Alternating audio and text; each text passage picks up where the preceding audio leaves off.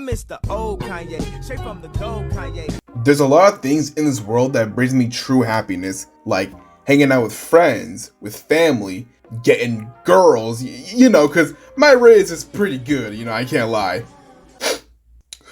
And all the hobbies I like can bring me true joy as well, like editing, cooking, eating my cooking, masturbating. These are the essential things that can make anyone happy, even if there's a few of those dickheads in your life that try to bring you down because, well, they're dickheads. Just block them and ignore them. You don't need any of that negativity in your life. Just focus on the good and only good things will happen. Just gotta cut off all the bad stuff. I mean, just look at me. That's what I do, and I am a very well-adjusted person. Just ask my therapist, they can confirm. But there is one thing in this world that truly breaks me. Something so disgusting, so abhorrent, that just thinking about it gives me an unspeakable rage and annoyance that only certain people can unlock. And this evil force I'm talking about are bugs. I fucking hate bugs. They're the worst thing ever planted on this earth. Every time I see a bug inside or outside, my blood just starts to boil and my heart starts to just raise. My day is completely ruined. And it's not like I'm scared of them or even like grossed out by them. Okay, I find them a little gross. But it's mostly because they just annoy me so much. Like all they do is just stay there, crawl around your house trying to eat all your food, drink your water, like they just got done paying rent for the month, bringing their whole family that just infesting the whole house, ruining everything, ruining the whole day, the whole vibe, everything. Like seriously, you could be chilling at the house with your family or a friend, or even bring a girl home with you, everything going well and smooth, and then you see a fucking roach on your wall, and that's it, the whole vibe is ruined, it's over.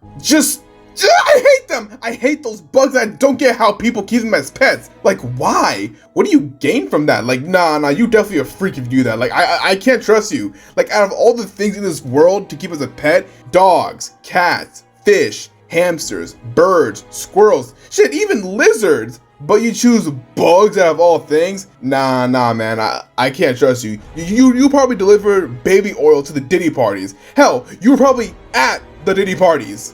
Okay, maybe I should just chill. And luckily there's no movie or any piece of media that's whole plot is around nasty, annoying piece of scum bugs. Like, there's no way, that's not real. Alright, let me explain. Around 2 months ago on my community tab, I asked y'all to send some video ideas. Cause unlike most YouTubers, I actually care about my audience. I actually love my audience and their input on things and for the channel. Like, I'm not running out of ideas. Shut up. And I got asked by Jungle King Talks Anime to do a deep dive into Island of the Giant Insects, a horror movie anime about, take a guess. Based off a manga of the same name written by Yasutaka Fujimi and art done by Shu Hiroshi, who's actually in charge of a manga called Fruits Kursai, which is based off a popular video game series in Japan. And the art got help from Redai Studio, a massive art studio in South Korea that's employed some of the biggest artists in the industry, like the creators of Soul Leveling and Omniscient Reader. So the people who are working on this aren't some nobodies, they got a lot of work behind them. So this gotta reflect that. It's gotta be really good, right? Right?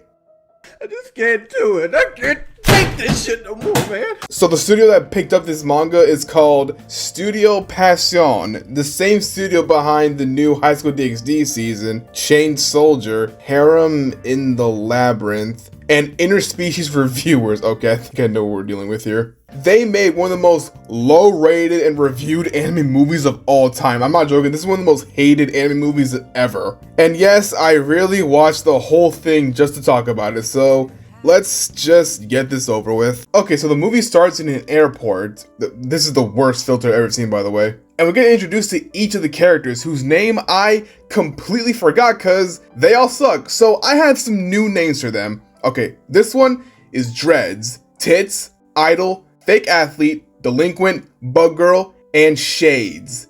Yeah. There's also some background characters, but they don't matter. And then they showed this like lame ass intro. Like, the thing about this intro is that it's trying so hard to be like all mysterious and like spooky with this black and white filter and these moving still images, but it's just so dumb. Like they try to be as anonymous and weird as possible and it's not working. It's not even a little bit creepy. I was spooked more about the Goosebumps intro, so already not a good start. Then the movie opens back up on this island where Bug Girl, who's the main character of the movie by the way, wakes up after being unconscious and quickly finds out that the plane she was on crashed and now she's stuck on this island. After freaking out for a while, she goes out to this forest and finds Fake Athlete. The two try to call for help, but their phones broke in the water. That's why y'all need that Galaxy phone, yeah! So now they gotta focus on finding their classmates, cause yeah, they all go to the same school. I didn't bring it up cause neither did they until now. Just lore dump everything right now. Yeah, that's what we need.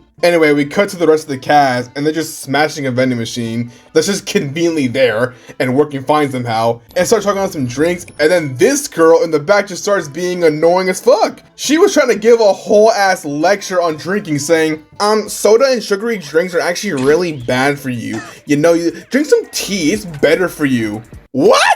Girl, we are literally in an abandoned island with no way of getting home. We gotta take wherever we can get to survive. And you want me to pick and give a lesson on dietary needs? In a life or death situation? Are you serious? Like why? Why would you even say this? To be a smartass? What, you think you're a hero now saying this corny shit? Man, I bet she was the pygmy in high school, always in class lying, mister, you forgot the homework. Shut up!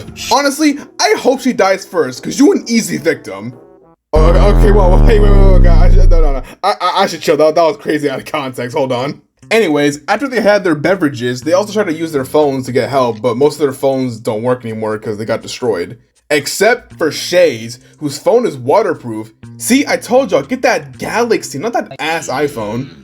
But they need a signal to work it. Damn. So now all they can do is try to find some kind of civilization to rest until they find a signal. But now they have an infinitely worse problem because now the first instance of the title is revealed to be a big ass butterfly.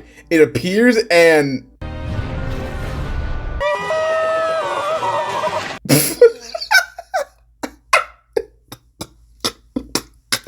I'm sorry. I can't take this seriously.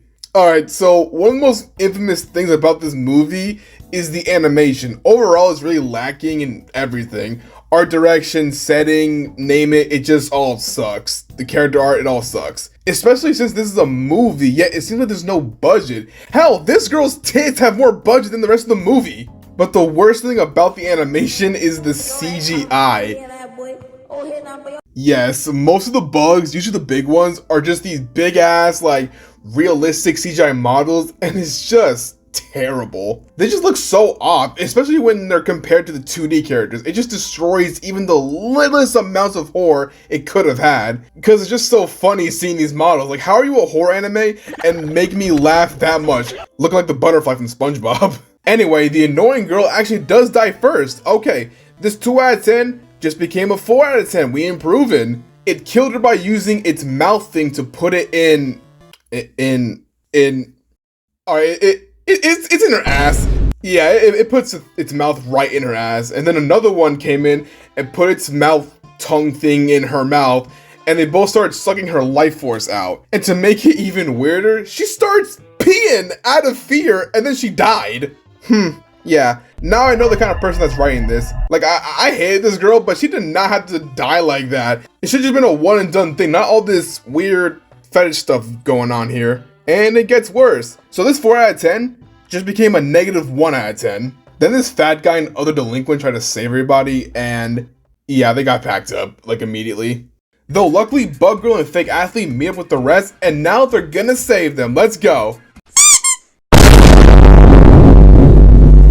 You know you suck, right? You actually thought that would work? This is why you're the Fake Athlete. I shouldn't be surprised since the sport she plays isn't even cool. It's softball. Softball, like, who even plays that? Is that even a real sport? But don't worry, the big twist that was kind of teased at first is Bug Girl is an expert on bugs. Yeah! She knows everything about bugs, their strengths, their weaknesses, and learned this from a random woman she met at the store, which I'm shocked she didn't just run, like, have your parents not talk to stranger danger. But she uses the knowledge that she had to fucking fry the butterflies with a match and spray. Hold on. That was a bar. Wait, no, that was a bar. Wait, give me a beat.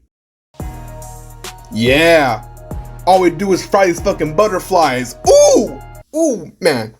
I should get signed. Anyway, everyone is now saved from the butterflies and can now move forward. But it's not over yet, because then another bug pulls up, this time being a bee, and takes Shades away. But it's okay, they can just save her again. Yeah, nah, she's cooked, it's over. So now with Shades and her phone gone, everyone has to now go and save her, and then the delinquent starts referencing slasher movies for some reason. And there's power in numbers. Like in Monday the 12th, Larry takes Tokyo and the farmers shoot Larry in a big-ass field. We're all gonna die, and bro wants to talk about how Halloween Kills was a bad movie. Okay, he gotta die next. So on this hunt to find Shades, they see this abandoned house and check it out. And this place is infested by larvae. Yes, big ass larvae that drain their life force as well as make you butt ass naked. Okay, I'm starting to see a pattern here. Luckily though, they find Shades and also Delinquent's best friend, who's now all of a sudden an important character. And Delinquent is now all righteous and determined to save his friend. Like, where did this come from? You're kind of a dick most of the time. They struggle a bit with the bees, but luckily Bug Girl stops them from attacking and everyone manages to escape. But this also reveals something I can't stand about the Bug Girl as a protagonist. She got that Takamichi Captain Save the Ho type of attitude. And I don't mean like saving her friend, no, I mean she starts feeling pity for the bugs. Yes, she hates the fact that she has to fight off these bugs. Yeah, fuck!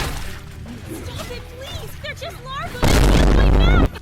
I can't believe I killed a poor defenseless butterfly. What happened to me? Since we got here, I've hurt so many innocent insects. What the fuck are you talking about? Bro, what do you mean innocent? Do you not see what they're doing? These bugs are kidnapping and killing people, draining their life force. Like, they need to die. I don't care. Kill these disgusting things. They need to burn in hell where they belong. These disgusting, filthy, dirty, infesting bugs. Ugh. And you want to feel bad for them? Like, what the heck? I feel like the writer for this show is one of those weird kids in school that, you know, was the one that collected all the bugs and tried showing them off and wanted to fit in, but got bullied for it. So he made his protagonist some cool bug girl being the hero, saving everybody with her bug knowledge, the ultimate power fantasy for weird kids all over the world.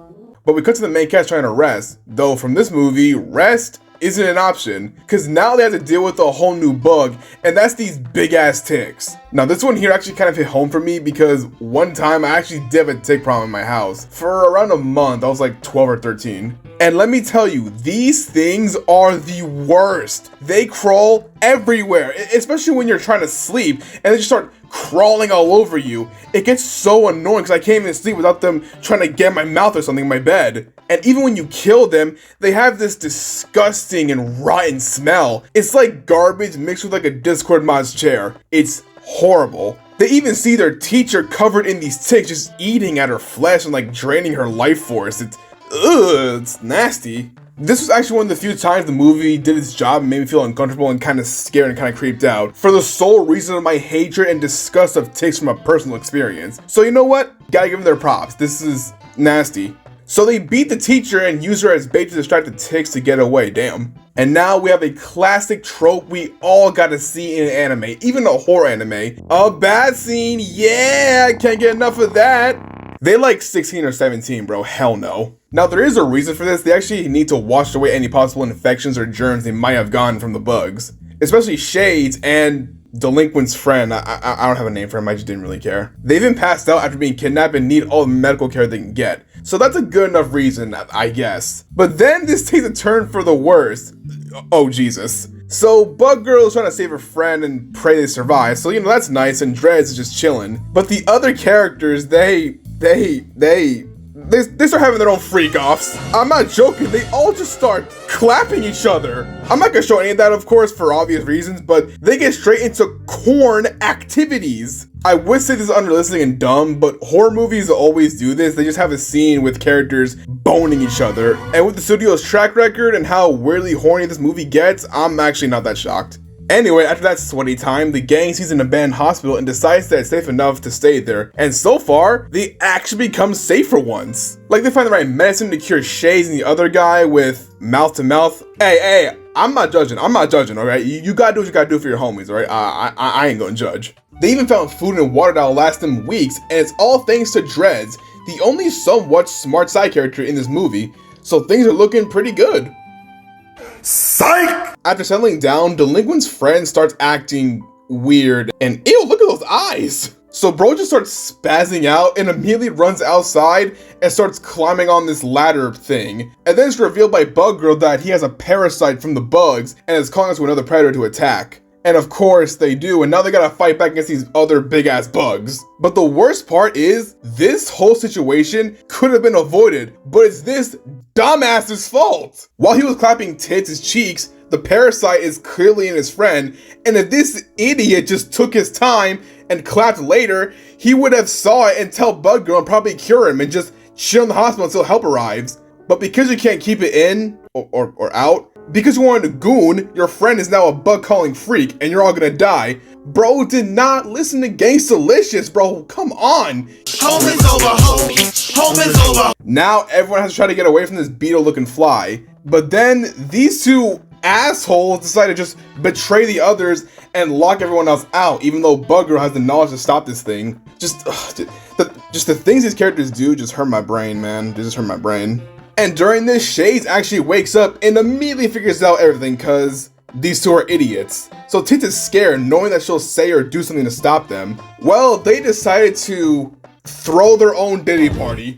And I wish I was joking, but no, these two are some of the sickest characters I've ever seen. Luckily though, Dredd stops them and knocks them out clean with a fire extinguisher. God damn, they should be dead at that point. Then Dredd lets the rest inside from the fly, and now Bug Girl has to find a way to kill it for good. And not gonna lie guys, I'm already checked out from this movie. It's got like 10 minutes left from this, and I'm just perplexed on how terrible this movie is. So I'm just over it. Plus the way they defeat this thing isn't anything new. They just set the thing on fire near the lights, and bam, it caught on fire and just died. You know, basic. But before this, we got a literal 2-minute scene of Bug Girl just walking with this generic ass rock music playing, trying to make her look as bad as possible. But it doesn't work because, first of all, she is just a bug nerd that drops some stupid ass lore into these bugs. Like, I don't care. And they literally reused the same walking animation for like 2 minutes on a loop, and it's painfully obvious. How do you try to aura farm and there's nothing to farm? And then the movie ends with the gang safe and ready to fight to the end and make it back home. And lastly, we cut to this random little village in this house to see some new characters who are weirdly adjusted to this island and seem to be doing well. Until, ooh, look at that mysterious new character who looks important, a little sketchy. I wonder who she is. We'll find out in the sequel.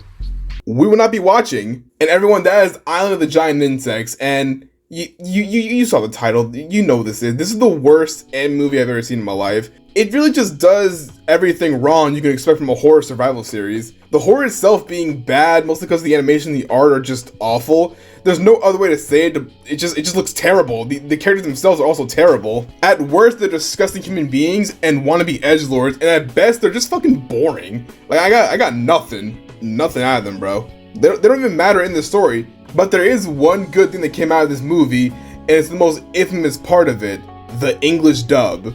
Some backstory on the English dub: when the movie first came out in early 2020, it was already infamously bad. And for how bad it also wasn't profitable. So the only way for this dub to be made is by making a Kickstarter to fund the dub. And surprisingly, it worked. The Kickstarter funded the dub, and now they have full control over it. The best way to describe this dub is it's a mix of ghost stories.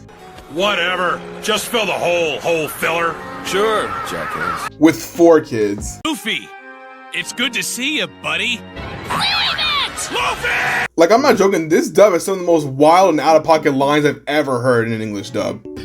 I can't. My sweater says yes, but my heart says no. What's your plan, Captain Tracksuit? You gonna call a foul on it? Oh, bitch, I will strike you the fuck out! And never let your own self-doubt stop you from spreading your wings to fly. Fuck, I haven't had that much shit in my face since my ex got into scat. Gobi! That was some real badassery. How you took charge back there.